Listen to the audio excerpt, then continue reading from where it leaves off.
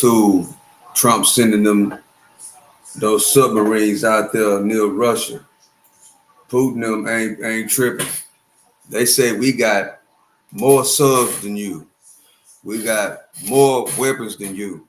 We're gonna put ours out there too. So what's your next move? Man, the thing is this: will a war start? Will the unthinkable happen and we go to war? Both countries don't have an Iron Dome. If you don't know what an Iron Dome, that is protection just in case a missile hit, right? And we have not been attacked by a missile at all. And the capabilities of these submarines and these nukes have the capability to do the unthinkable and hit America. You know what I'm saying? Then at the same time, because Trump made the move, right? He went on and made the move to move those nukes closer to Russia. Guess what? Putin them ain't tripping. Okay, we're gonna move ours. We feel like we got more subs than you. So now what you gonna do? If he backs up,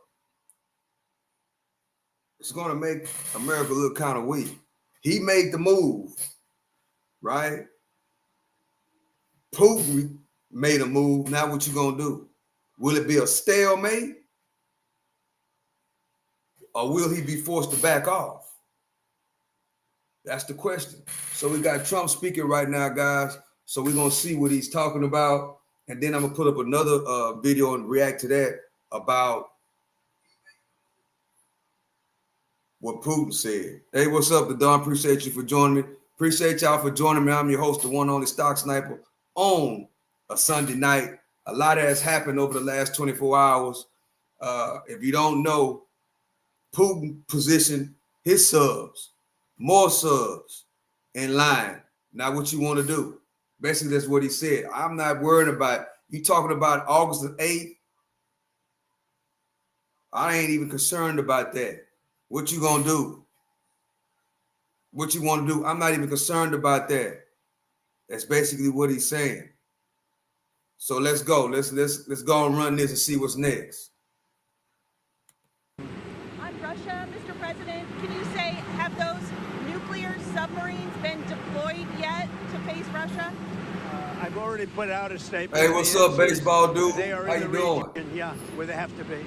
Did you say what Steve Witkoff's message will be to the Russians? Is there anything they can do to appreciate avoid you for sanctions subbing at this point? Yeah, get a deal where people stop getting killed. They had a number that just came out that a tremendous number of Russian soldiers are being killed. And likewise, Ukraine, a lower number, but still thousands and thousands of people. And now we're adding towns where they're being hit by missiles. So it's a lot of people being killed in that ridiculous war. And, you know, we stopped.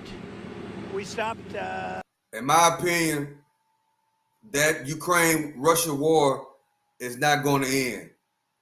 So, especially with Trump basically threatening, you know, with the nuclear submarines, that threat, right, has put us in a totally different position now of maybe entering this situation. A lot of countries from war, India and Pakistan. We stopped a lot of countries. And we're going to get that one stopped, too. Somehow we're going to get that one stopped. That's a really horrible war. You heard about Cambodia and Thailand. We got that one done. We got the Congo, which was going on for 31 years. Rwanda, that one's done. We stopped a lot of wars. This is the one we seem to be... I appreciate you for subscribing, Victor. It's not. I mean, Rwanda and Congo were going on 31 years when I got it stopped. 8 million people dead. Hello, Jack. How you doing? That's what they have, but I think the number's much higher. And the leaders of each country, Rwanda and the Congo, they were generally great. concerned about the people dying. And they wanted it stopped. 31 years it went on. We stopped a lot of wars. Serbia, Kosovo was going to be happening, and I don't believe it will now, so we stopped that one too. Yes? You said you had more of an update to give us on Gaza, on the Gaza Strip. Can you give us an Only we want the people fed. And we're the only country that's really doing that. We're putting up money to get the people fed. And Steve Witkoff is doing a great job. And we want Israel to get them fed. We're giving some pretty big contributions, basically to purchase food so the people can be fed. We don't want people going hungry, and we don't want people to starve. And there's some bad things happening. Do they see evidence of a genocide in Gaza? I don't think it's sad. Look, they're in a war. Some horrible things happened on October 7th, as you know. It was a horrible, horrible thing. One of the worst I've ever seen. I've seen a lot of bad things since I'm president in terms of wars and potential wars. I mean, if you look at the one that we just stopped, they had thousands of people being dead already at the border between Thailand and Cambodia. Thousands of people. And I mean, I've seen some bad things, but that October 7th was Hey with guys, Hamas what is was happening? really, Do I have really to bad. take short President, can you give us an with update NQ? on Steve Witkoff in Russia and what happens on Friday if the deadline comes? My and Rob Russia does trading. not agree Hey, to what you doing? How you Well, doing, there'll my be Rob sanctions, trading? but they seem to be pretty good at avoiding sanctions. How you know, doing? They're wily characters, and they're pretty good at avoiding sanctions. So we'll see what happens. But Steve is focused right now on the border in terms of, we're talking about with Gaza, getting people Spicy fed. news, eh? And he may be going, Yeah, I look think like, next week, tomorrow's Wednesday or gonna Thursday, be may be going to Russia.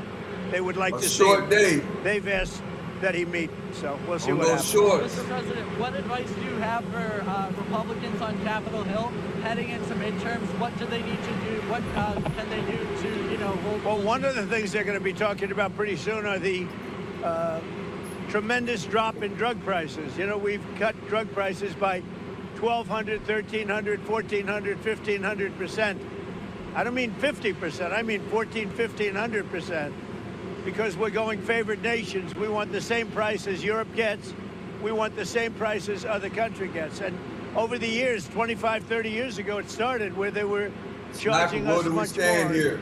I put an end to trying it, to with find the some letter that truth. you saw last week. So I'm trying to I think find that's some going to be a truth, point. too. I don't know how anybody could win an election I if know they're on the other side of that issue. Trump moved those So we'll be dropping submarines drug prices. near It'll start Russia, over the next 2 to 3 and months then Putin by them 1,200, 1,300, and removed even some 1,400% and submarines. 500%. But not I just hope, 50% there's or no 25%, war. which normally would be a lot, because the rest of the world pays much less for the identical drug. There's a lot of And we're going to be uncertainty. paying the same thing. We're going to have a favored nations. We will pay as low as the lowest nation in the world. And then, Mr. President, I think it just came out $29 billion in July taken in tariff revenue. Could we see a potential rebate here, and what would that look like, and who would qualify? What's Well, we're up, going to pay Raphael? down How you debt. We have a doing? lot of money coming in, much more money than the country's ever seen, by hundreds of billions of dollars. And there could be a distribution or a dividend to the people of our country. I would say for people that would be middle-income people and lower-income people, we could do a dividend. But one of the things we're going to be doing is reducing debt. But we have hundreds of billions of dollars pouring into our country now. We should have done this many. Y'all heard that? He brought up giving a dividend check to the people again, to the middle class and to the lower class. He just said it. Years ago. And I did it in my first term with China. We didn't get to the rest because COVID hit. And you couldn't really go to France and Spain and Italy and say, let's start talking about some tariffs. But China was paying us hundreds of billions of dollars in tariffs, and we did it then. And then Biden screwed it all up. He screwed everything he touched, he screwed up. So, thank you. Will you endorse Winsome Earl Sears in the Virginia governor's race? Yeah, I would. I would. I think probably she's got a tough race. She shouldn't have. But because the candidate she's running against is not very good. But I think she's got a tough race. But I would, yeah. When will you swear in Jeanine Pirro to be the I will U.S. happily Attorney for D.C.? swear in Jeanine Pirro, who's going to be fantastic at what she does in D.C. Over the next very short period of time. I think she's going to be fantastic. Don't forget, Jeanine Pirro was a great judge and a great prosecutor. And because she was so good, I was there. She was an amazing prosecutor and judge. And because she was so good, they drafted her into show business. And she did fantastic. You know, The Five was the #1 show, et cetera, et cetera. Jeanine Pirro was also really good at that. But her real love is exactly what she's doing. And that's what made her such a success in show business. So Jeanine Pirro is going to be amazing. And I'll swear her in as soon as we can swear her in. We need her. She's going to be amazing. Mr. President, are you happy with how the Rose Garden turned out? And will you have some type of event for the Rose Garden? Are you happy with how it turned out? Yeah, we're getting great reviews on the Rose Garden, and we had to do it. As an example, when we had a press conference, you'd sink into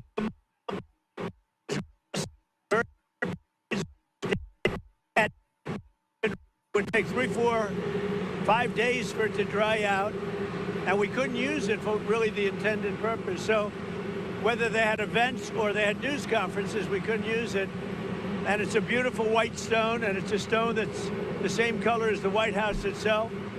And because it's very white, it's going to reflect the heat. It's not going to be very hot, like if you had a dark stone. So, yeah, we've gotten great reviews on the Rose Garden. Any update on the search for the Federal Reserve Board? Have you been interviewing candidates? No, I have a couple of people in mind. I'll be announcing somebody for the filling of the person that left. A woman left, as you know, who was I guess a Biden appointment, either Biden or Obama, but I think a Biden appointment. And she left early, and I think she left because she agreed with me on interest rates, and yet they were on the other side of the ballpark, right? So I'll be announcing that probably over the next couple of days. Mr. President, one more on tariffs here. As you continue to, pile up these trade deals, are you kind of gaining more leverage over countries that haven't come out? Yeah, I'm not looking for leverage. I'm looking for fairness. We want reciprocal as much as possible. Sometimes reciprocal would be too much for them to handle because it would be a much bigger number. But we want to see some reciprocity. We want to see reciprocal wherever we can. And all I can say is this: our country will be taking in hundreds of billions of dollars. You just said it. Already we're taking in, billions and billions of dollars. And it was very unfair. The world treated us very unfair. But the next big move is going to be the price of drugs. Because you could buy something in London or in Germany, someplace in Germany or many countries where it's 1/10, 1/3, 1/4, but sometimes 1/10 the price of what it costs to buy it in New York or some other place. And we're not doing that anymore. We're not allowing that anymore. That started many years ago when people were asleep at the wheel in this country, and they allowed that to happen, and I'm stopping it. On the UN ambassador, will that still be a cabinet level position, sir, or not? I don't know. I haven't determined that yet. That's a good question. I'll make a decision. He's a very good guy, but I'll make a decision. Mr. President, what is your relationship with Laura Loomer? What kind of influence with Laura Loomer? What kind of influence does she have in the White House? I think she's very nice. I mean, I know she's known as a radical right, but I think Laura Loomer is a very nice person. I've known her for a long time. And, personally, I think she's a patriot. And she gets excited because of the fact that she's a patriot. And she doesn't like things going on that she thinks are bad for the country. I like her. Okay? Mr. President, actress Sydney Sweeney, it came out this weekend that she was a registered Republican. Any thoughts on that? That who was? Sydney Sweeney. She's like a very hot actress right now. She's a registered Republican? Yes. Oh, now I love her ad. Is that right? Is Sydney Sweeney? You'd be surprised at how many people are Republicans. That's what I wouldn't have known, but I'm glad you told me that. If Sydney Sweeney is a registered Republican, I think her ad is fantastic. Okay, thank you very much, everybody. Thank you, Mr. President. Making a correction of over 818,000 jobs. Look at the job report. They're saying that it was rigged. In my opinion, jobs numbers were rigged in order to make the Republicans and me look bad, just like they did, just like when they had 3 great days around 2024. On November 15, right after the election, when the jobs numbers were massively revised downward, making a correction of over 818,000 jobs. A total scam. Jerome too late Powell is no better. But the good news is our country is doing great. A total scam. Jerome Too Late Powell is no better. But the good news is our country is doing great. Now, John, I want to get your take on what the president is saying there regarding the fact that those job numbers, they have slowed, that growth, I mean. How soon will shift a little bit? This is absolutely still priority number one. The president to make recess appointments, which you only do in an emergency situation. And the place was so.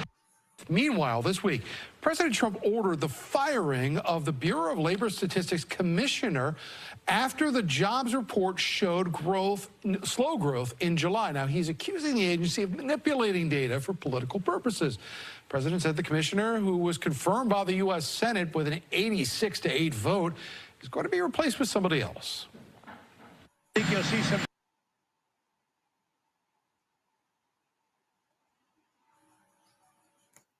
Probably some of this could just be a distraction to take the public's attention away from the Epstein files, from the poor economic data, the jobs-related data that has come in the United States of America. But the fact that the American president is saying that he will be deploying 2 nuclear submarines in suitable positions, just hours after the Russian president was found talking about deploying the Oreshnik missile in Belarus, this is clearly concerning. How do you think Vladimir Putin would be reading this social media post by the American president? Why don't you take calls from the people watching your live? I will be doing that soon, PRL. I will be doing that soon, taking calls. Yep, I'll be doing that soon. I'll probably start doing that next week. I should have already started doing it, but I haven't. But I will start doing it next week. Hey, what's up, Timothy? How you doing? Nuclear weapons. He did use an Oreshnik missile against Ukraine. These Oreshniks are very powerful. According to H.R. McMaster, the former U.S. National Security Advisor, McMaster said the U.S. won't have a missile defense system that can counter Russia's Oreshnik missiles for another 15 years. Absolutely. So what we've got now is a very, very precarious. So make sure PRL, make sure you subscribe to the channel and hit the like button and put on the post notification. So when I start doing that, maybe you'll be the first person to call in. So everybody that's watching, subscribe to the channel. I will be letting people call in. I will be taking calls starting next week. So hit the subscribe button, put on the post notification bell so you'll be notified when I go live, and you can call in and we can chop it up. There can be something called a limited nuclear war. Has no idea as to how things will unfold once nations go up the escalatory ladder. We're completely out of time. Thank you very much indeed, Professor Peter Kuznick, for joining us and getting us all those insights. This is a critical moment, and we need to see as to how things unfold from here, where what is unfolded today is the Russian president saying that the Oreshnik hypersonic nuclear-capable missiles would be deployed in Belarus, and the American president now saying that the United States will deploy 2 nuclear submarines in suitable locations. This is that critical moment in history. Thanks for watching.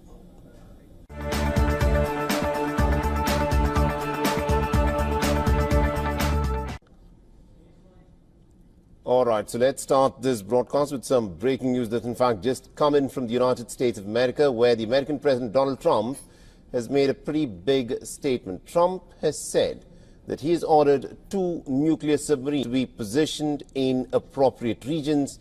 Now, this statement comes from the American president amidst his war of words with the Russian president and also the former Russian president and the current deputy chairman of Russia's Security Council, Dmitry Medvedev. Now, Trump has said in the same social media post that this move comes in response to Medvedev's quote-unquote foolish and inflammatory statements. On Thursday, Dmitry Medvedev had hit out at Trump, warning the American president to quote-unquote remember that Moscow possesses Soviet-era nuclear strike capabilities of last resort. The Russian leader's remarks have come after Trump told him to watch his words. Now, Washington's move also comes shortly after the Russian President Vladimir Putin made a pretty big announcement, talking alongside the Belarusian President Alexander Lukashenko. Putin earlier in the day had said that Russian and the Belarusian military experts have been preparing positions for the Oreshnik missile to be deployed in Belarus by the end of this year.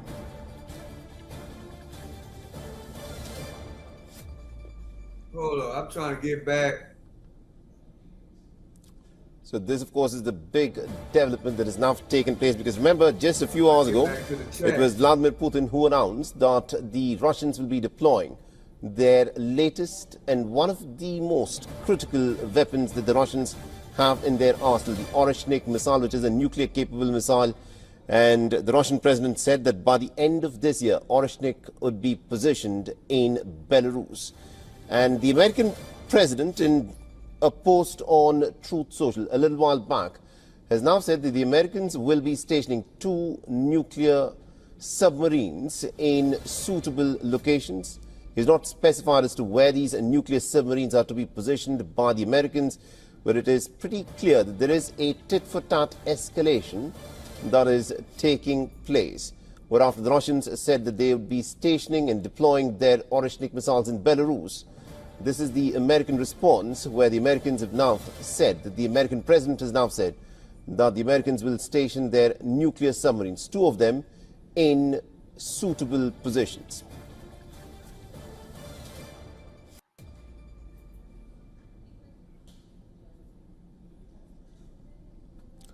So this, of course, is the latest development that has come in, where the American president, in a post on Truth Social, has said that joins us again this morning. She's the senior editor of Bloomberg, and you've been looking at this. So, you know, a lot of people might not be that in tune with the Bureau of Labor. Trump and the Republicans are doing. They're just not seeing anything from the Democratic Party that is leaning them in that direction. That's right. This party, and what they're going to try to do now in the summer recess, all the members are going home, is go out to the voters and define themselves better, to say this is what the Democratic Party stands for.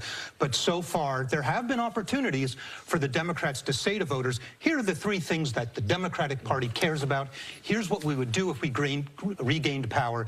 And that message has not been articulated clearly enough so that voters are picking it up. Let's talk about one of the other controversial issues. That's been enhanced immigration enforcement. This was the question: do you favor or oppose deporting undocumented immigrants? A majority said yes. Deporting, seeing people without a judge. That's a whole lot. Majority said no. Deporting prisons to other countries. That's not even me. The Trump administration made no secret when it was coming into office that it was going to restart its enhanced immigration policy. This suggests that the root question of all of this does tend, with voters, to side with the Republican view on this. The immigration is one of several issues where voters like the direction that Donald Trump is going. They want immigration enforcement, and they favor removing illegal immigrants from this country, but they don't like the way he's going about it. And the mechanisms and devices he's using to accomplish his goals, voters judge, at least in our poll, that he's going too far and he's violating norms, and they don't like the way he's going about it. All right, let's go for probably the most important one here, the upcoming midterm elections. If the election for Congress were held today, would you vote for a Republican or a Democrat? Walk us through this. What does this mean for 2026? Well, this is one of several bits of good news. Democrats have more motivation to vote, at least right now at this early stage. They're more likely to say, hey, I really want. Calmly, behind closed doors, starting with the negotiation process. He said Russia wants a lasting and stable peace in Ukraine, adding that Moscow's conditions for peace remain unchanged. I repeat once again, we need a long-lasting and stable peace on a good foundational basis that would satisfy both Russia and Ukraine and ensure the security of both countries. Meanwhile, the Ukrainian capital... Hey, Alan, how you doing? Appreciate you for joining me. Attack on the city killed 31 people, including 5 children, and injured more than 150. Ukrainian President Volodymyr Zelensky visited the site of a Russian attack in Kyiv and called strong sanctions against Russia.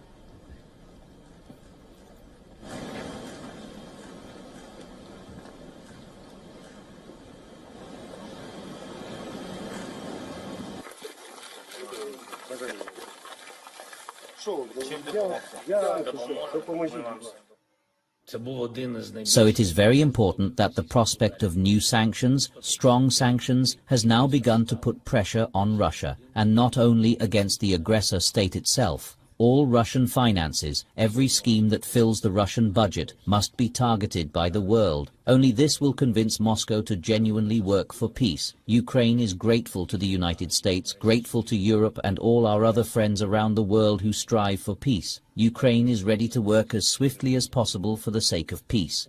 We all clearly understand what steps are needed. Russia has something called a fail-safe device called Dead Hand, which will be activated and designed for doomsday scenarios. Developed in the Cold War era, Dead Hand ensures that in the event of a catastrophic attack, Russia can retaliate even if its top leadership and command infrastructure are obliterated. Here's how it works.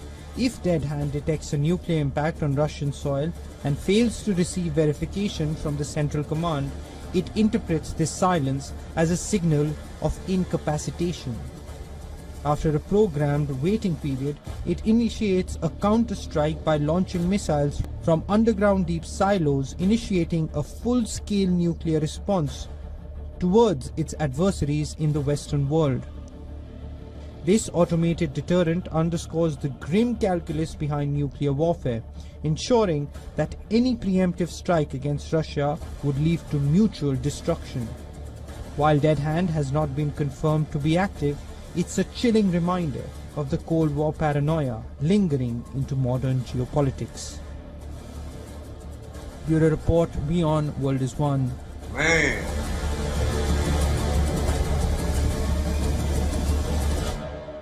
As the war in Ukraine continues into the 4th year, nuclear threat looms large as US President Donald Trump faces off with former Russian President Dmitry Medvedev over his August 8th ultimatum. The threat of a nuclear war could soon be a reality if the world's two superpowers, US and Russia, escalate their already tested patience. Trump wants Russia to end the war in Ukraine, calling the rising number of deaths disgusting, warning Putin of further sanctions if no progress is made by August 8th. What y'all think about that, chat? We got 450 people in the building. Y'all do me a favor, subscribe to the channel, hit the like button. What do you actually think about what we just heard? Is a threat and a step towards war. Playing the nuclear card, it reminded Trump of Russia's nuclear capabilities, what do you think about that? Let me know, chat. Which was developed during the Cold War. This system ensures that in the event of a catastrophic nuclear attack, Russia can initiate a counterstrike by launching nuclear missiles from underground deep silos, initiating a full-scale nuclear response towards its adversaries in the Western world. Viewing Medvedev's comments as a nuclear threat, Trump issued orders to move 2 nuclear submarines to the appropriate regions near Russia. Well, you just have to read what he said. He was talking about nuclear. When you talk about nuclear, we have to be prepared, and we're totally prepared. Taking on Trump, Russian Duma Deputy Chairman Viktor Vodolatsky said there are significantly more Russian nuclear submarines in the oceans than American ones, and the ships that US President Donald Trump ordered to be redirected to the appropriate regions have long been under control, while Putin and Medvedev trade barbs Putin signaled no change in Russia's stance on Ukraine. So those missiles are inside the ocean. Right, guys? Those missiles are in the ocean. Trump and they said that the people in power don't have to be there to activate those missiles. That's crazy word. He said all disappointments come from excessive expectations. Of course, the direct Russia-Ukraine talks in Istanbul is a positive point. As for any disappointments on anyone's part, all disappointments come from excessive expectations. As U.S. readies new sanctions against Trump, White House envoy Steve Witkoff is expected to travel to Russia for talks, with past meetings bearing no credible breakthrough. It remains to be seen if Russia changes its stand. Well, as the war in Ukraine continues into its fourth year, nuclear threat looms large as U.S. President Donald Trump faces off with former Russian President Dmitry Medvedev over his August 8th ultimatum. The threat of a nuclear war could soon be a reality if the world's two superpowers, U.S. and Russia, escalate their already tested patience. Trump wants Russia to end the war in Ukraine, calling its military actions disgusting, warning putting of further sanctions if no progress. What's up, everybody? I appreciate y'all for joining me. I'm your host, the one and only Stock Sniper. And all this stuff is pretty much new to me. I didn't know that those missiles were actually inside of the ocean already. I didn't know that already. I didn't know that, guys. Did y'all know that? Let me know, chat. Did you know that those missiles were already inside of the ocean? That all they got to do is press a button or something bad happens, those missiles will automatically activate. Sun Tzu, The Art of War. Trump is not stupid. Have y'all ever looked into what his IQ is? Also, if we were to have war, it would have been his first term.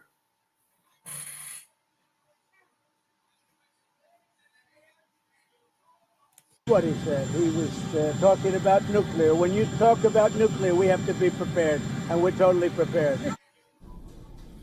Taking on Trump, Russian Duma Deputy Chairman Viktor Vodolatsky said there are significantly more Russian nuclear submarines in the oceans than American ones, and the ships that the U.S. President Donald Trump ordered to be redirected to the appropriate regions have long been under control. While Trump and Medvedev traded barbs, Putin signaled no change in Russia's stance on Ukraine, despite Trump's August 8th deadline. Playing down Trump's demands for a ceasefire, he said all disappointments come from excessive expectations. Of course, the direct Russia-Ukraine talks in Istanbul is a positive point. As for any disappointments on anyone's part, all disappointments come from excessive expectations. As U.S. readies new sanctions against Trump, White House envoy Steve Witkoff is expected to travel to Russia for talks, with past meetings bearing no credible breakthrough. It remains to be seen if Russia changes its stance.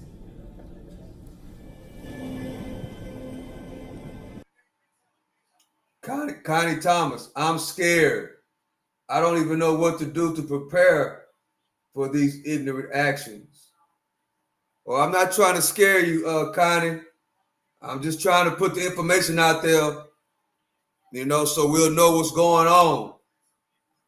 To reposition the submarines was rushed or was done in a haste, and could that give fodder to the Kremlin and more so to Medvedev? Well, thank you, first of all, for having invited me today. Always a big pleasure to be your guest. Well, I think Trump's answer, I'm not a big fan of President Trump. I think a lot of his decisions were wrong and caused harm to the world. But this very decision is the only one which one can take to counter Russia's ambitions.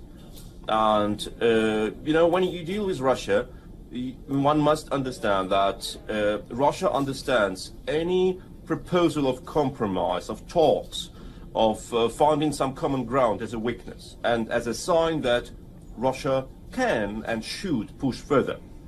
Every time when Russia got hit back, either verbally or with means of warfare, they just pulled back. Just remember how Russian warplanes crossed Turkish airspace while bombing Syria. And the moment when President Erdogan has shot down 2 Russian planes, causing death of 2 Russian pilots, the same very moment was the last day when Russian airplanes have ever crossed Turkish airspace. There was no military retaliation. There was no retaliation at all. Russia has just understood we have reached the limit and we cannot go further. We must pull back. The same is with nuclear threats. Russia used to threat with nuclear strike since years. In all possible situations. Like, don't send tanks to Ukraine or otherwise we'll strike nuclear. Don't impose sanctions or otherwise we'll strike nuclear. Don't impose visa bans. Don't confiscate our property, etc., etc. Russia understands that the nuclear threat is the only which really hits us into our heart and where we really think, yeah, does it? Chevy 954. Nobody said that we were going to war. Nobody said that.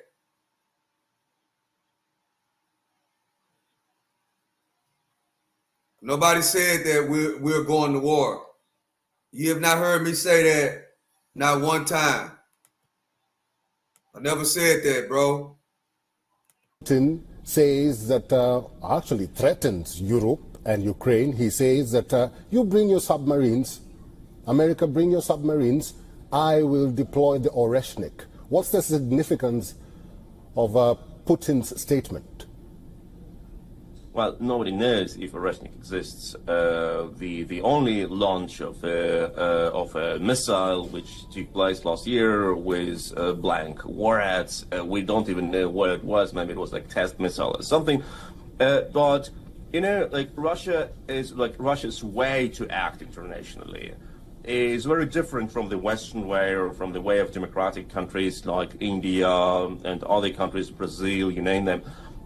Russians want to attack you verbally, and even when they pull back next day, like 2 hours before, they will say, "Oh, we will never pull back," and then suddenly they pull back.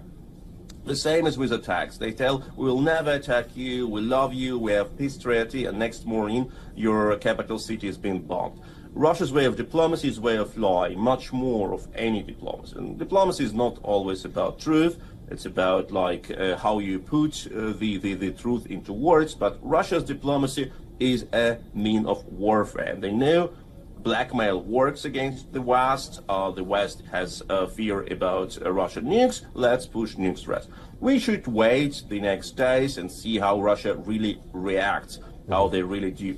Russia does nuclear trainings, nuclear drills every 3-4 months. They just suddenly start their communication plans, these doomsday plans, commander centers, evacuation planes for the government, and they suddenly fly to Siberia. How should we understand it? Do they prepare nuclear strike or not? No, they just want to make us afraid, to scare us. That's why they launch the strategic bombers, flying them against the Western countries, like invading our airspace. That's why they prepare launch of ballistic missiles. Like every 3-4 months, Russia makes some preparations, works in Kapustin Yar, testing ground of nuclear weapons, and then we say, oh, will the Oreshnik be launched tonight? Will it be next day? What does it mean? No, they just want to scare us, want to pretend they are a superpower. They are not. They cannot win in Ukraine. They cannot win worldwide. The only thing which we need to demonstrate is strength and readiness to respond. Dr. Sergei Sumleni, good to see you. We'll have to leave it there. Thank you for talking to us today. Thank you so much.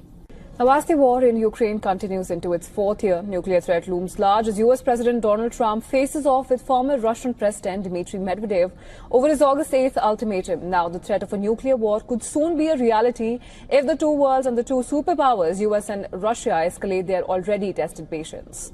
Trump wants Russia to end the war in Ukraine, calling its military actions disgusting, warning Putin of further sanctions if no progress is made by August 8th to de-escalate.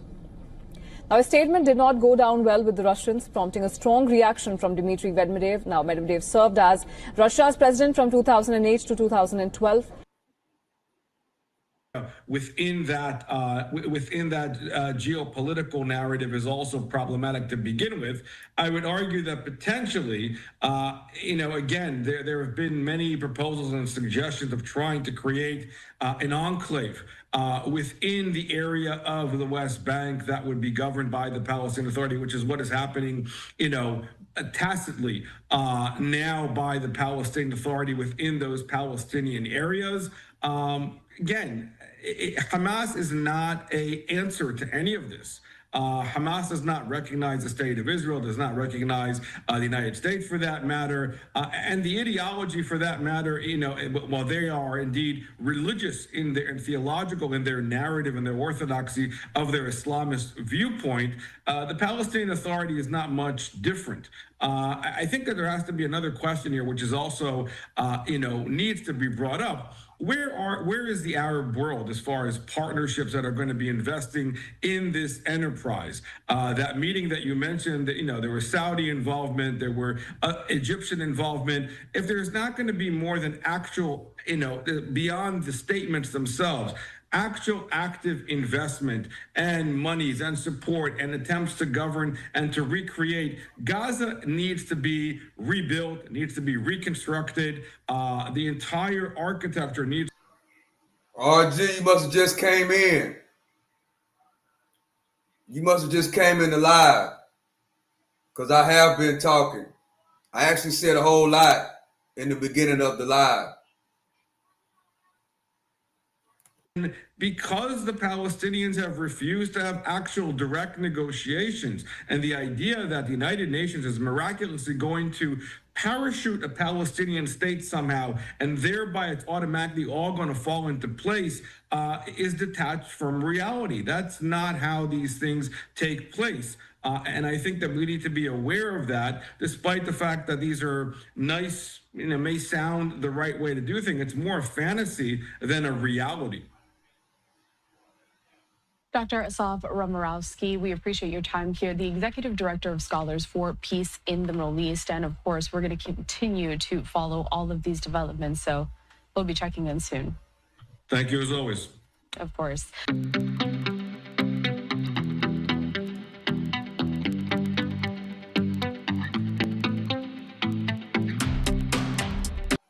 We got 170 people in the building. I appreciate y'all for coming in and rocking with me. Hope y'all having a great night. What y'all think about this chat? Hey, what's up to Don? How you doing? You threaten the country, that means they want to go to war. That's common sense. What are you talking about, RG? You must be talking to yourself, bro. Make it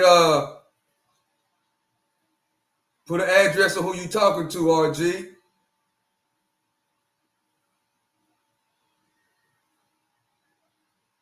Every 17 seconds.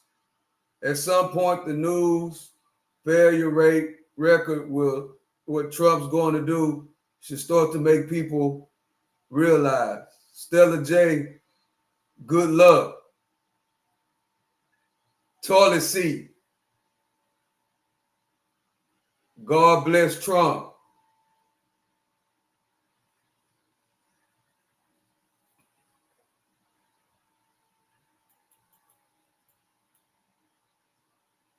Let's see some more of these comments. Release the files. Ned Hogg, release the files.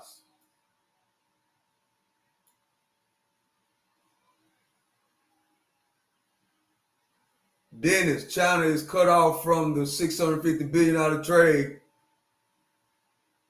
15% tariffs, tips, and sales tax.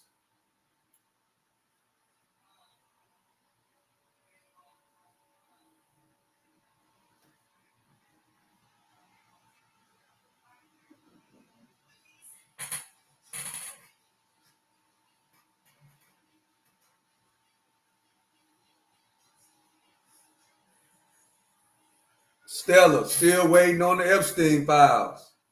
Yeah, I don't think they're gonna release those Epstein files. I don't think that's happening. They're gonna try to come up with anything to get our minds off the Epstein files.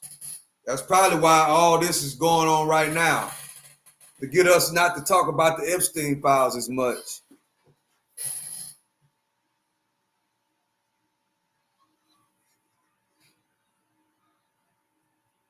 Yeah, they want us to stay away from that conversation.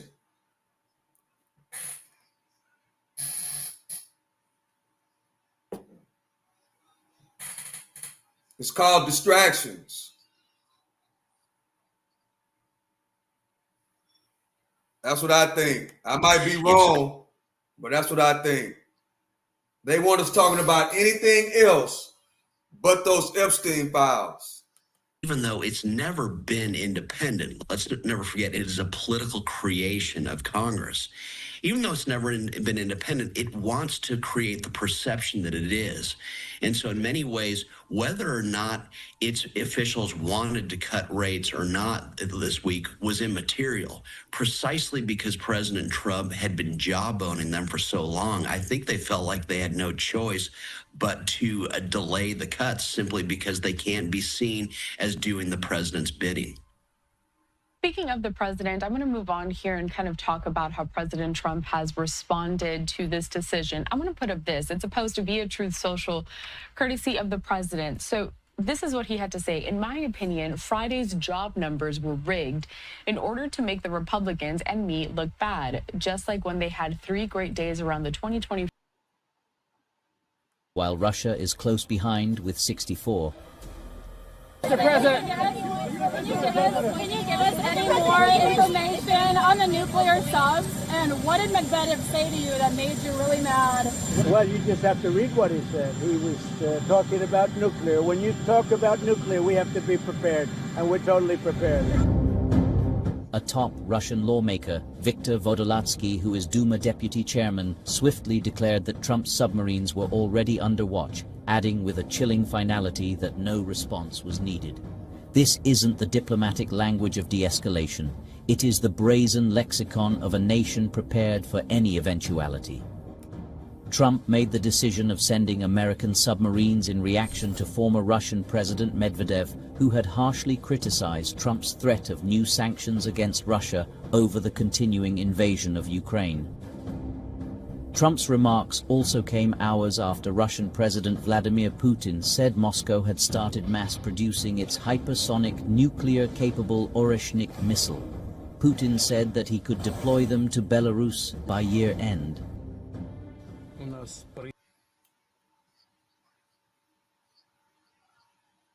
Chris Morgan, Trump can't stand Jerome Powell, and it's killing him that he can't fire him. Bingo! Man, if he could fire Jerome Powell, he'd have been gone. We'll be done with it before the year's end.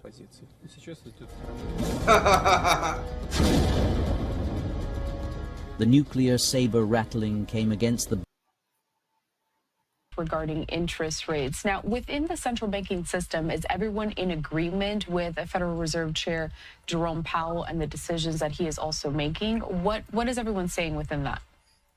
Well, it's a very good question. Interestingly enough, what has historically driven the Fed is it's quite unlike the Supreme Court. The Supreme Court is rife with all sorts of 5-4 decisions. The Fed has always relied on constancy among all the voters. One of the last times that the 2 people essentially dissented from the vote was 1987 or 86 when Paul Volcker had a couple of Reagan appointees dissent from him on cutting interest rates. And so 2 people dissented this time.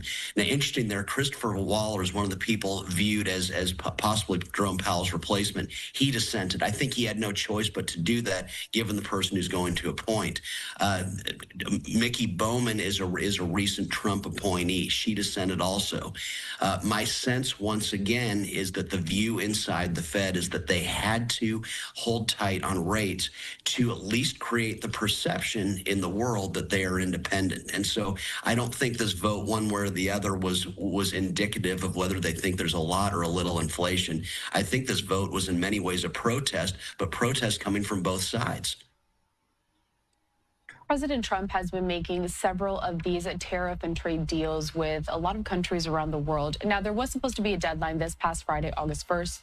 That has since been pushed back to August 7th. My question here is, how big of a deal are some of these trade deals that have been made by the Trump administration with all of these countries? Which ones are going to have the most impact to the American consumer? And if we see that this tariff deadline has been pushed back, What, Lunar? Why do you buy fake views, by the way? Most of y'all do it. Why? What are you talking about? Why do you buy fake views?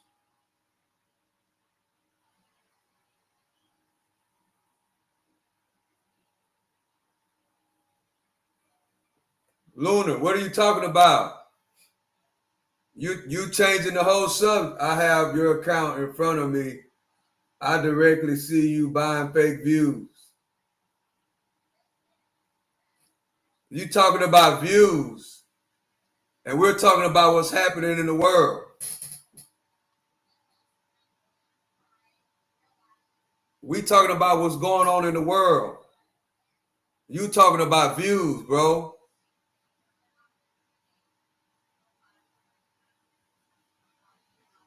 Well, if that's what you think, that's what you think. It's you worried about the wrong thing. If that's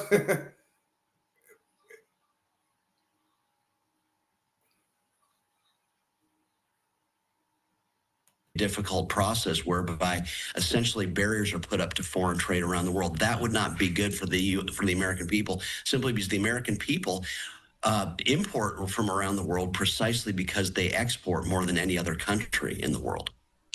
I want to come back to some more of the practicalities for the average American consumer when we talk about investing. See, guys, that right there is how you know the state of majority of these people. That's how you know right there. Now, instead of him saying something intelligent, he's talking about YouTube views. Come on now, Lunar. You're talking about YouTube views. You know what? You got to go. I don't like blocking people, but you got to get out of here, man. You disrupted what we're talking about. Views in YouTube is the last thing on my mind. That's the last thing on my mind. Buying views. Gets growing exposure to this surge. And so it's a very easy way for Americans to essentially have the stock market do their worrying for them. And even better, ensuring that when the next great company comes along, and there will be a next and a next and a next great American company, these investors will be ensured that they have exposure to it. If you're stock picking, you're not insured of that. But with the S&P, you're insured that you will, when the future arrives and it's beautiful, you will own that future. All right, John, so continuing here with some more of what you have your eye on for, because we just had that meeting with the Federal Reserve Chair announcing their latest decision on those interest rates. Now, we're not expecting another meeting until, I believe, September, so next month. What do you have your eye on from here to then? Well, yeah, I think if you look ahead, the Fed, my view has long been, I've written books about it, that it really doesn't matter what the Fed does. The market for credit is global. More dollars circulate around the world than they do in the U.S. And so whatever the correct interest rate is, it's not going to be set by the Fed. It will be set by the marketplace, which we all should appreciate.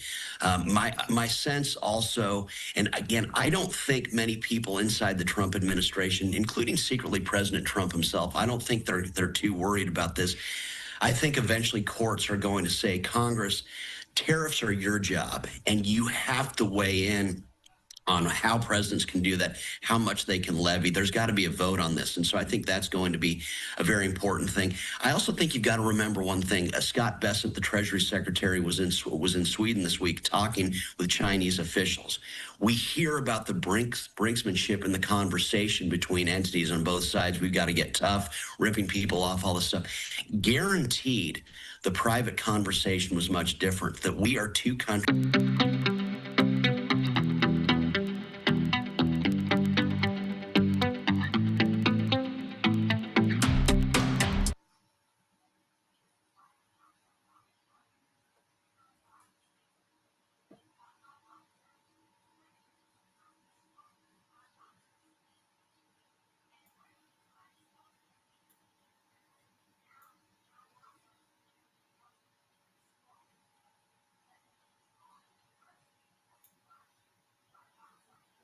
Why should we listen to you?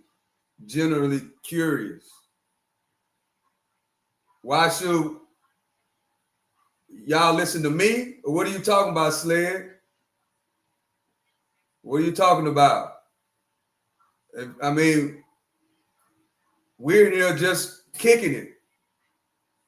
We're in here just kicking it. I'm not asking you to listen to me. Or, we just in here kicking it, man.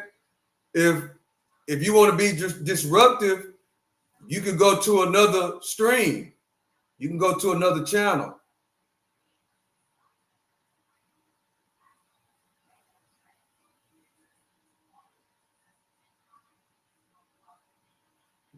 Why don't you tell us something, Sled? Give us your opinion.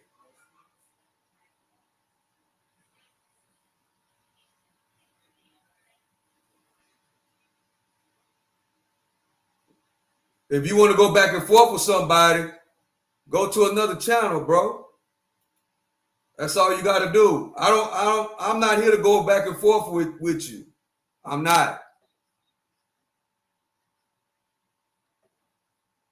That's a kid, by the way. I know you're a kid, but I'm not here to go back and forth with y'all kids, bro. I'm not here to do that.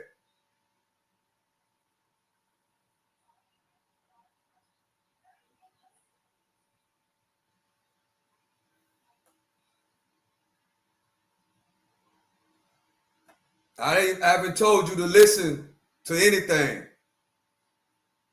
I haven't told you to listen to anything.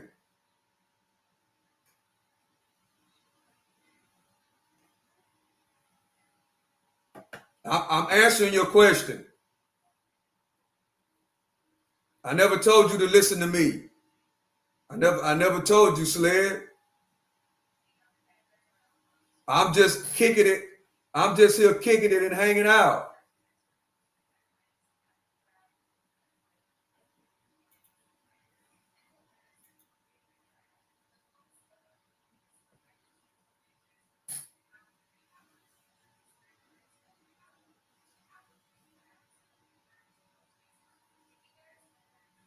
Yeah, I know. We're missing topics with the distraction. My opinion is it's just additional scam. On Russia, Mr. President, can you say, have those nuclear submarines been deployed yet to face Russia? I've already put out a statement, and the answer is they are in the region, yeah, where they have to be. Can you say what Steve Witkoff's message will be to the Russians? Is there anything they can do to avoid sanctions at this point? Yeah, get a deal where people stop getting killed. They had a number that just came out that a tremendous number of Russian soldiers are being killed. And likewise, Ukraine, a lower number, but still thousands and thousands of people. And now we're adding towns where they're being hit by missiles. So it's a lot of people being killed in that ridiculous war. And, you know, we stopped a lot of countries from war, India and Pakistan. We stopped a lot of countries. And we're going to get that one stopped, too. Somehow we're going to get that one stopped. That's a really horrible war. You heard about Cambodia and Thailand. We got that one done. We got the Congo, which was going on for 31 years. Rwanda, that one's done. We stopped a lot of wars. This is the one we seem to be, this should be the easiest to stop, and it's Hold not. on, guys. I mean, I got to do something real Congo quick. Hold on a was second. 31 years when I got it stopped. 8 million people dead, at least. That's what they have, but I think the number's much higher. And the leaders of each country, Rwanda and the Congo, they were great. They were great, and they wanted it stopped. 31 years it went on. We stopped a lot of wars. Serbia, Kosovo was going to be happening, and I don't believe it will now, so we stopped that one too. Yes. You said you had more of an update to give us on Gaza, on the Gaza Strip. Can you give us any? Only we want the people fed. And we're the only country that's really doing that. We're putting up money to get the people fed. And Steve Witkoff is doing a great job. And we want Israel to get them fed. We're giving some pretty big contributions, basically to purchase food so the people can be fed. We don't want people going hungry, and we don't want people to starve. And there's some bad things happening. Do they see evidence of a genocide in Gaza? I don't think it's sad. Look, they're in a war. Some horrible things happened on October 7th, as you know. It was a horrible, horrible thing. One of the worst I've ever seen. I've seen a lot of bad things since I'm president in terms of wars and potential wars. I mean, if you look at the one that we just stopped, there are thousands of people being dead already at the border between Thailand and Cambodia. Thousands of people. And I mean, I've seen some bad things, but then October 7th was the monster. I started answering them, automatically started leaving. When they start saying that I'm buying food. And Russia has not agreed to a ceasefire. Well, there'll be sanctions, but they seem to be pretty good at avoiding sanctions. You know, they're wily characters, and they're pretty good at avoiding sanctions. So we'll see what happens. But Steve is focused right now on the border in terms of, we're talking about with Gaza, getting people fed. And he may be going, I think next week, Wednesday or Thursday, may be going to Russia. They would like to see him. They've asked that he meet, so we'll see what happens. Mr. President, what advice do you have for Republicans on Capitol Hill heading into midterm? All right, you're just listening in there to this here on Live Now from Fox. Is President Trump answering questions on the tarmac. Let's quickly shift gears as we do see just this other live event popping up right now out of Illinois as Democrats from Texas have departed that state, the Lone Star State, to seek a sort of refuge in Illinois as they hope to prevent and stall delay of vote on a congressional redistricting map there in that Lone Star State. This is an unprecedented, unusual move for a state to try to figure out the congressional districts, especially ahead of a midterm. This from President Trump kind of calling on the Republicans in that state to move forward with this. You can see plenty of Democrats there on hand right now. The state chamber in Texas is 150 individuals. They need 51 Democrats to depart the state to avoid quorum being called, so they can't really move forward with anything. You can see different lawmakers there on hand. We're expecting to hear from J.B. Pritzker, the governor of Illinois, as well here on Live Now from Fox in just a matter of moments. But this is the live picture of the press conference beginning. You can see all of these Democrats arm in arm. The press conference about to begin in Illinois at this moment. Plenty of mic flags, microphones on hand. You can see they are there. And this is similar to a kind of stall tactic from Democrats that happened several years ago, talking about different voting rights movement from the Republicans. Of course, the GOP controls the state government in that regard, as they held the majority in both chambers, and also Governor Greg Abbott is a Republican. So we're just seeing this here on Live Now from Fox, them filling in, filling in this different parts of this press conference as they will soon begin. Let's just listen in here briefly on Live Now from Fox and get a sense of the room.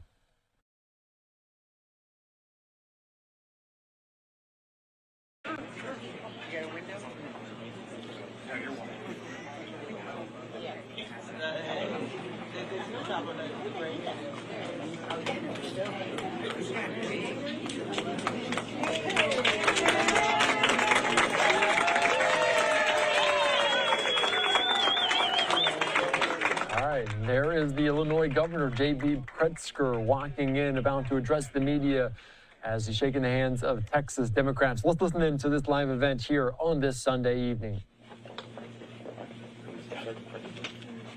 Good evening. My name is Gene Wu. I'm a minority leader in Texas and the leader of the Democrats in the Texas House. We're not here to have fun. We're not here because this is easy, and we did not make the decision to come here today. We did not make a decision lightly. But we come here today with absolute moral clarity that this is absolutely the right thing to do to protect the people of the state of Texas. Yeah.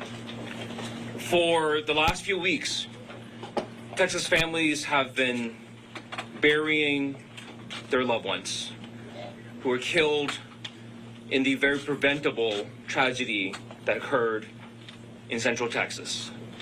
Over 100 Texans died, many of them very young souls.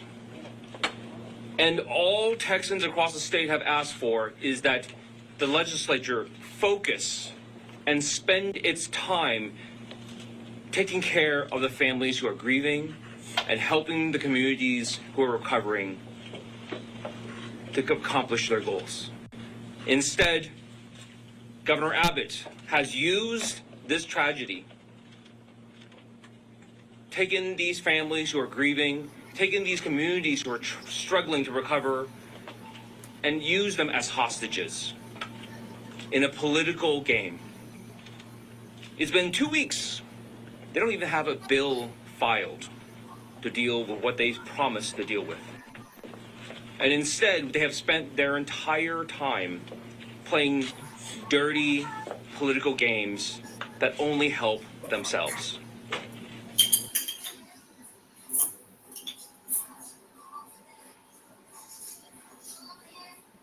Oh, bro, what happened? All right, you just see that feed going out right now. That's now. a very, very important. Democrats are leaving that state. Dang, bro. Of preventing a redistricting vote in. I came back a little late, guys. They were flanked by Governor. Come on, get us back over there. J.B. Pritzker. So we're hoping that feed will pop back up. What Greg Abbott trying to do? We saw a lot of different lawmakers there on hand in that area north of Texas, obviously, as they were hoping to avoid a redistricting vote, saying they have moral clarity. And the special session of the legislature brought together by Texas Governor Greg Abbott after the tragedy in the Hill Country outside there of Austin, Texas, San Antonio, Texas, the Hill Country, 135 people tragically losing their lives during those flash flooding. So this, in part, the reason they brought it together, but now also potentially a vote upcoming on the redistricting, a new congressional map, this just a year ahead of a midterm in that state. So we're monitoring that here on Live Now from Fox as we have entered a new hour. It is almost 9 o'clock Central Time. So some major developments in terms of that. We saw J.B. Pritzker on hand, and there's some uncertainty of what will happen next, as this has happened previous times during several years ago when there was calls for more voting rights, rules on that, laws in place to be voted on, debated on. The floor, some 38-day delay due to Democrats leaving the state. Then, again, this happening in terms of a congressional redistricting map that would sway some of those votes to kind of strengthen the Republican majority in that state of Texas. So we're still waiting for that feed. That feed is not currently up right now, but a live picture right there in our nation's capital here on this Sunday, as we are hoping that it will pop up in just a matter of moments. So we're just watching. Wait. I thought you were speaking to me, Eddie. I was about to speak back.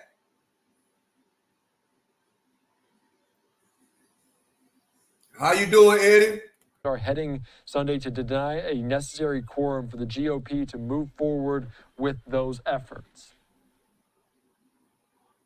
All right, so we're just still following that. Roughly 30 Democrats expected to stay a week in a plan brokered with Illinois Governor J.B. Pritzker. And we just see the feed popping up. Finally, let's take you back out to it. All right, here we go. We're back, guys. Caucus Chair Trey Martinez-Fisher. Thank you, Chair Wu. Thank you, Governor Pritzker. Thank you, Illinois.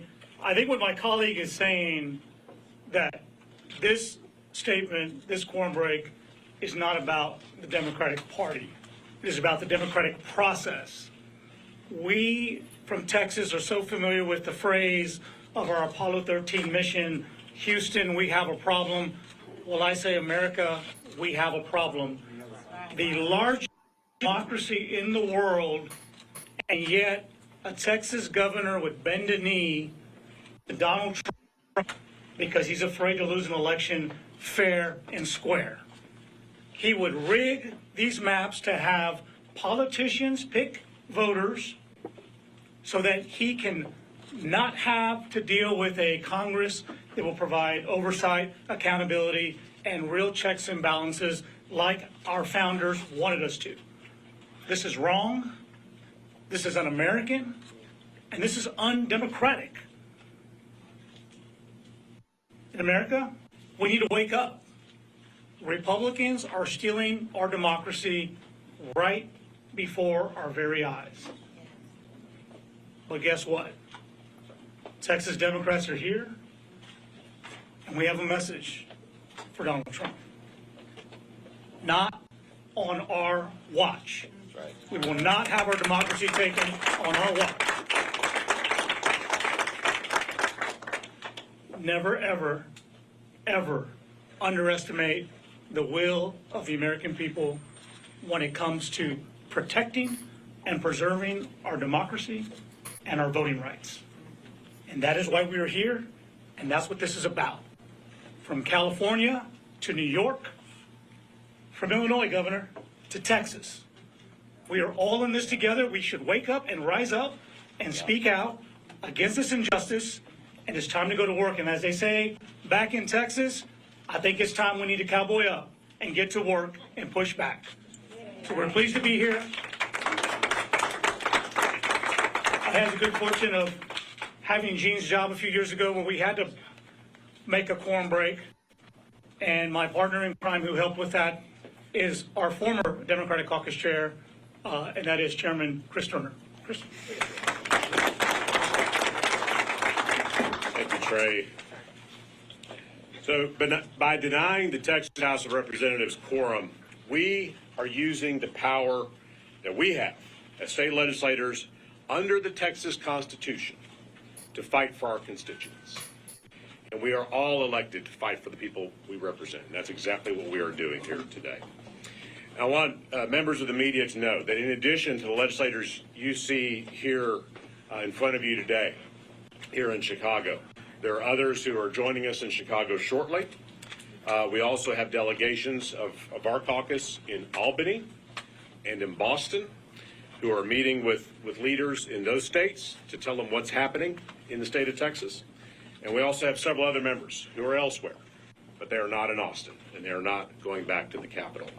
Together, we are united in this fight, and we are working to spread the word about what's happening in Texas. Donald Trump wants more power. That's what this is about. He wants to face no accountability and no consequences. And that's why he's demanding Texas rig our congressional districts. The people of Texas have made their voices very, very clear on this. Over the course of the last 10 days, thousands of Texans have turned out to make their voices heard in our House Redistricting Committee hearings.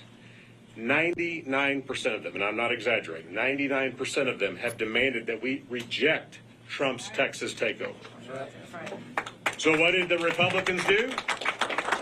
What did the Republicans do in the face of all those people saying don't do this? They ignored them. And they did it anyway. And they've accelerated this plan, this scheme through the process, and that's why we are here tonight. There was a time when a Texas governor wouldn't be afraid to tell a president, any president, don't mess with Texas. Right. But Greg Abbott is too subservient and too weak to do that to Donald Trump. So Abbott and the Republicans in the legislature are dutifully following Trump's commands. And this is what this is about. They are engaged in an illegal act of intentional discrimination by tearing apart majority-minority congressional districts across our state. And we are not going to stand for it. Right. Yeah. We are here to fight for the millions of Texans who don't want Trump's Texas takeover, and we're going to continue to fight for them, and we are here to fight back. I'm going to hand it back to Leader Wu. Thank you so much, Chris. Up next, we're going to have Governor Pritzker, and before he comes up, we just want to say thank you to Governor Pritzker for welcoming us, and definitely someone who recognizes the need for us to fight, and also thank you to the people of Illinois for welcoming us as well. Thank you so much, Governor. Well done. Yeah, thank you. Appreciate you. Thank you so much, Leader Wu. Good evening, everyone. A big thanks first to the DuPage County Democrats and their chair, Reed McCollum, for making this space available and hosting us here this evening. We're here to welcome the Texas House of Representatives Democratic Caucus and its leader, Gene Wu, to the great state of Illinois. I was honored to host all of you, a group of you, about 9 days ago, and to learn about the challenges that you might potentially face. And frankly, I wish that we were greeting you under better circumstances today. But instead, we know that you are making great sacrifices to resist the power grab that's being perpetrated by Donald Trump, by Governor Abbott, and by Texas Republicans. You are answering one of the most challenging calls of public service that has ever been asked of you. And you've had to leave behind your families, your full-time jobs, your communities, and you did it to protect the voting rights of the people that you represent and voters all across this nation. Tonight, along with the Speaker of the Illinois House, the President of the Illinois Senate, and millions of Illinoisans, we are very pleased to welcome you and to stand in solidarity with you and send a clear message to all Americans.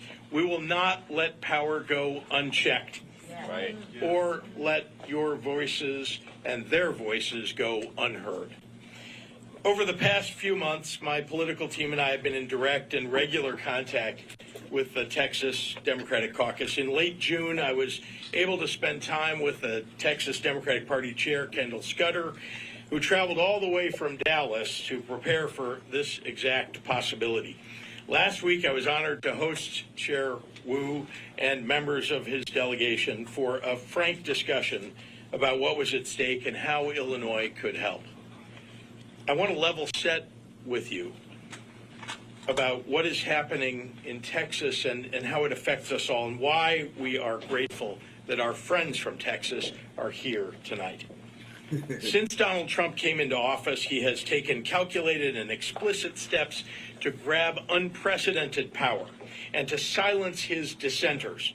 He has ignored federal orders, federal court orders, encroached on states' rights, and he has strained our Constitution.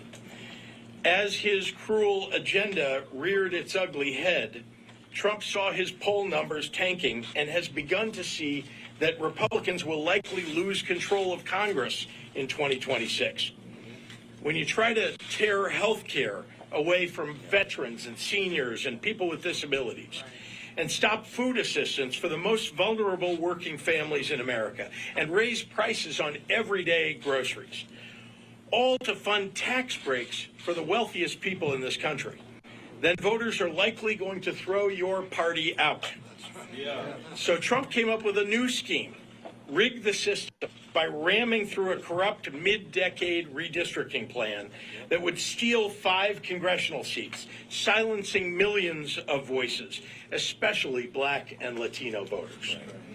Let's be clear, this is not just rigging the system in Texas. It's about rigging the system against the rights of all Americans for years to come.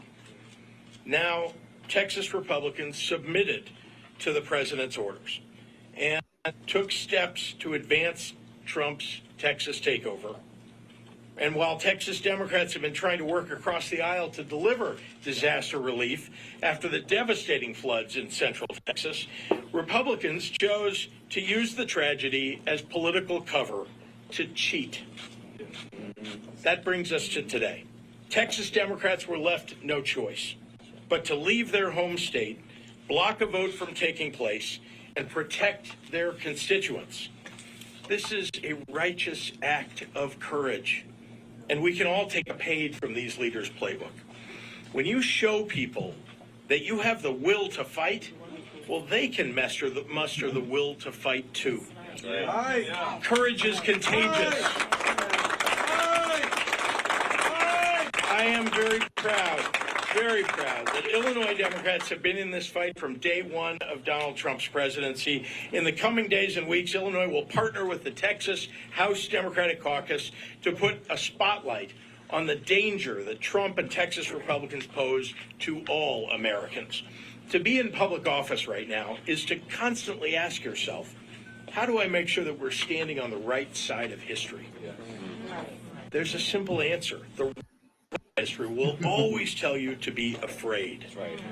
The right side of history will always expect you to be courageous.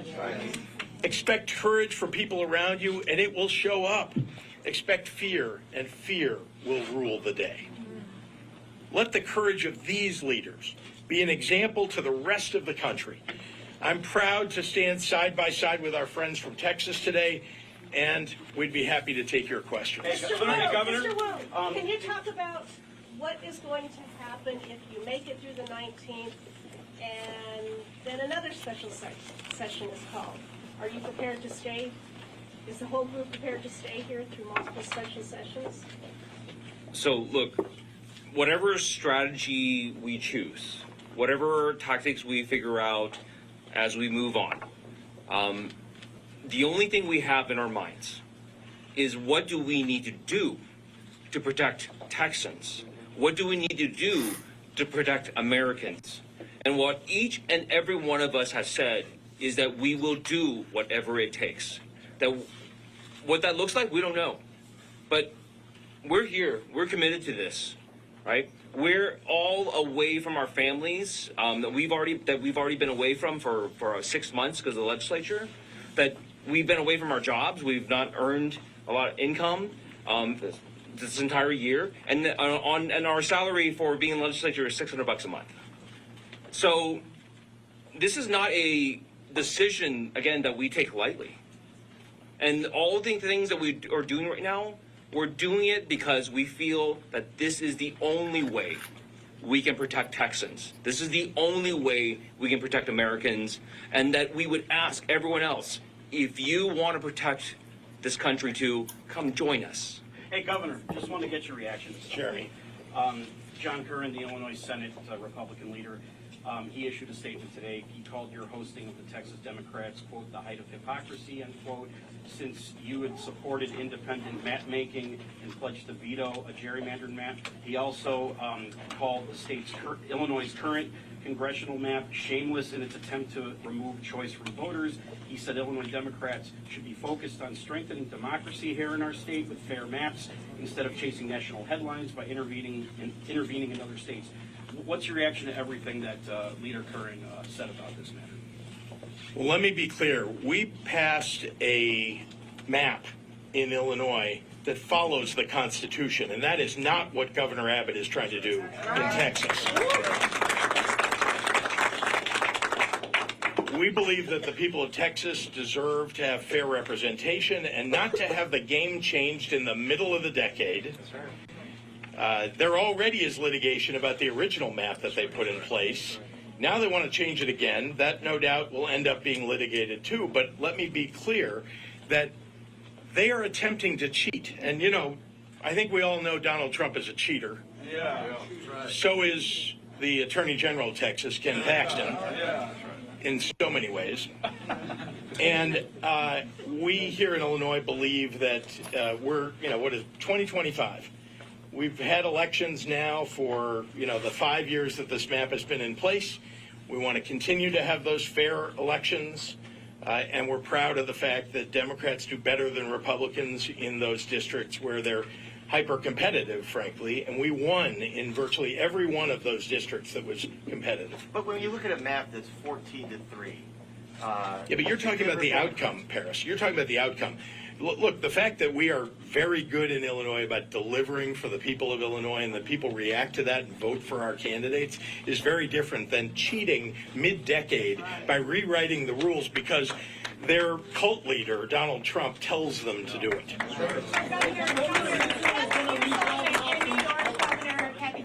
Both talked about the possibility of redistricting there. Would you accuse them of also cheating if they do so? Remember, all bets are off when the cult leader and, you know, would-be dictator of the United States tells Texas to midstream change the game when they know that they're going to lose in 2026. All bets are off. Everything's got to be on the table. And that, So, and how is it cheating in one sense and not cheating in another? the cheating here is the fact that we are midstream in 2025, and they want to rewrite the map, and for only one reason. The cult leader of their party tells them to do it because he knows he's going to lose control of the House of Representatives. Attorney General Ken Paxton said Democrats in the Texas House who try and run away like cowards should be found, arrested, and brought back to the Capitol immediately. We should use every tool at our disposal to hunt those down who think that they're above the law. Just reaction to that. We follow the rules. Oh, well, they're right. I love that. The members behind me said it all. Look, they're here in Illinois. We're going to do everything we can to protect every single one of them and make sure that, because we know they're doing the right thing. We know that they're following the law. It's Ken Paxton who doesn't follow the law. Yeah, seriously. It's the leaders of Texas who are attempting not to follow the law. They're the ones that need to be held accountable. What conversations have you had about sticking together, sort of knowing what happened in 2021, where this holdout ended after 38 days because some Democrats defected? So, look, I mean, I think we've discussed this among ourselves enough times that I hope everyone understands that this is not 2021. The world that we're living in today is vastly different. The threats to not only our state, but to our entire country, but to the very concept of what America is, this is a different day. The danger that is posed to the American people is not the same. If Donald Trump is allowed to do this, if he is allowed to once again cheat and get away with it, there is no stopping this. This will spread across the country. And just as people say it is distasteful for a blue state to do this as well, but this will occur everywhere. Because if one person is going to cheat and no one's going to stop it, why doesn't everyone just do it then? And that is not a society, that is not an America that works for everybody. Everyone is already tired of the hyper-partisan bickering and all of the fighting because we never get anything done. And they are creating a system that will reinforce that and make it even worse. And we're telling people, please come out, stand up against it, rise up and say no more, enough. Was there a moment that set this in motion? When did you all collectively decide to leave the state? So, look, there's not a single moment. And throughout this process, Democrats repeatedly tried to work with Republicans on this, asking them, please, could you just at least show us the maps? Could you at least give us an idea of what you're thinking about, what you're doing? Could you please just at least file the bill to do the flooding relief? Just do something. Stop hiding the ball. Stop doing things in secret. Stop shutting people down. Stop trying to stop, not trying to silence our communities, but actually be effective in silencing the communities, because after they gave 48 hours after they finally revealed the maps, for the public to drive 6-7 hours across the state to come testify. And they were given 2 minutes each, and they had, some people waited 15 hours to testify. And we didn't even finish the testimony. And we asked them, could you please go out and ask? And they said, like, oh, well, this is not, the people who testified are not reflective of the opinions of the people of the state of Texas. Then I said, why don't you go out and do more hearings and let people have their say? They refused, because this entire thing is corrupt. It's a sham process. It's just meant to just have the tiny amount of transparency that they can pretend that's there, and then they hide the ball and get away with whatever they want to get away with. If they are allowed to go unchecked, if this is allowed to go unchecked, this is going to spread across our country and rip it apart. Governor, would you, as a private, how many people are here, how many representatives are here, and how many might be coming from New York and Boston? I would have to get with the numbers. Governor, would you, as a private citizen or through your Think Big America organization, or urging the DPI, would you cover the $500 a day fines that add up when the Texas legislators are missing? Look, what they're doing is the right thing. They have a right to raise money, by the way, to support their endeavor. And I'll be clear. I mean, I haven't done that. We've done everything in terms of logistics to support, to welcome them. And again, I continue to support the endeavor that they've undertaken here. Others have already done some of that. Do you think you're going to financially support them as this goes on? I can't answer that. I can only tell you that I'm going to do everything I can to make sure that they're welcome here, that they have the ability to stay as long as they need to and want to, and we're glad that they're here. And frankly, there's no need, because the... Hello, Casey. How you doing? Appreciate you for joining us. Thank you for coming and joining the chat. You could be anywhere else, but you're here kicking it with us, and we appreciate y'all. The donation link. What is the donation link? We'll know that in a moment. To beat this, you would have to stay out of the state serially for months, potentially. Are you committed to doing that if it's as corrupt and undemocratic as you say? And if you're not certain, is there value in slowing this down rather than stopping it?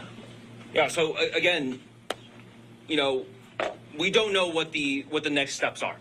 We're trying to take this day by day. We have never given up trying to talk to our colleagues on the other side. We've never stopped trying to have negotiations and try to work out something that will actually benefit the people of Texas. And we will continue to do that. We'll continue to try. And again, I don't care what it is. The people here are risking their lives, are risking their safety. We had the Attorney General has threatened us. The governor has threatened us. We have members of our body have threatened us. And people take this very... No, Chris. Racial slurs are not allowed. We don't want to offend nobody, bro. No. We try to be as positive as possible. No reason for insults. Or what are the next steps for you? I think. No, I mean like the regular legislative duties and all that, like for folks in your district. Like what are the next steps here, basically? I don't understand. Day by day activity. Yeah. Day by day. Well, we will have morning. We'll have press releases in the morning, and we'll tell you what we're doing. All right. Thanks, everyone. Thanks so much.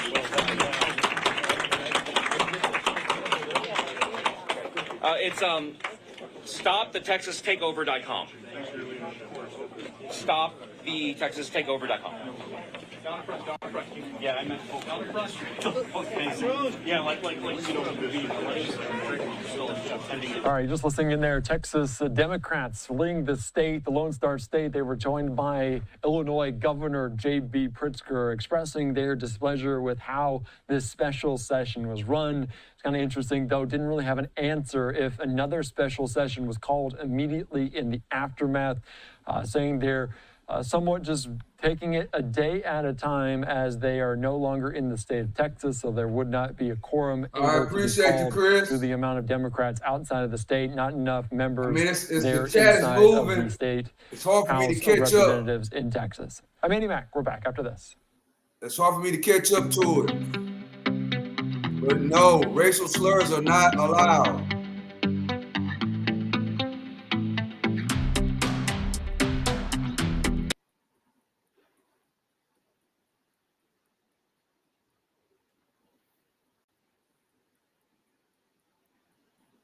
Court. And why? Because Trump, when he announced the tariffs against Brazil, he cited political reasons.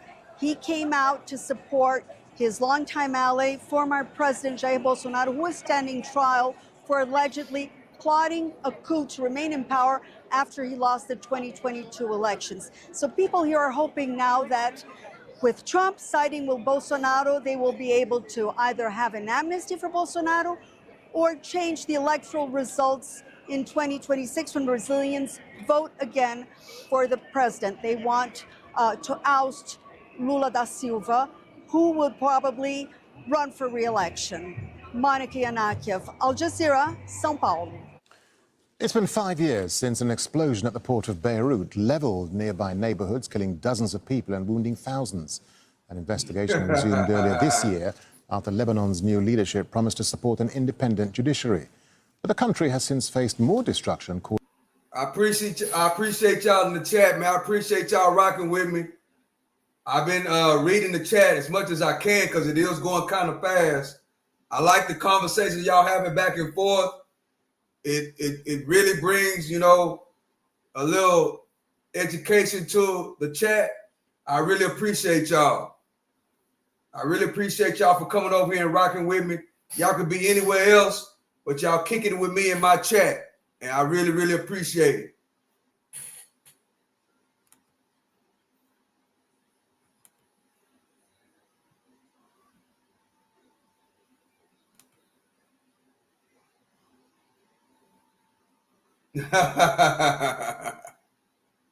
I think I'm gonna end it right here, guys. I appreciate y'all for kicking it with me tonight. It's been a good night. We did have a few trolls, which I usually don't have that over here. But you know, I mean, it's the internet. I'm gonna do a better job of ignoring them and getting them up out of here to distract, you know, because they distract what's going on. So I appreciate y'all for rocking with me. I hope y'all have a great night. Subscribe to the channel as you are exiting. Hit the like button. Subscribe to the channel. I love and I appreciate y'all. Till the next one, which will be tomorrow. I love and I appreciate y'all. Y'all have a great night. I'm out.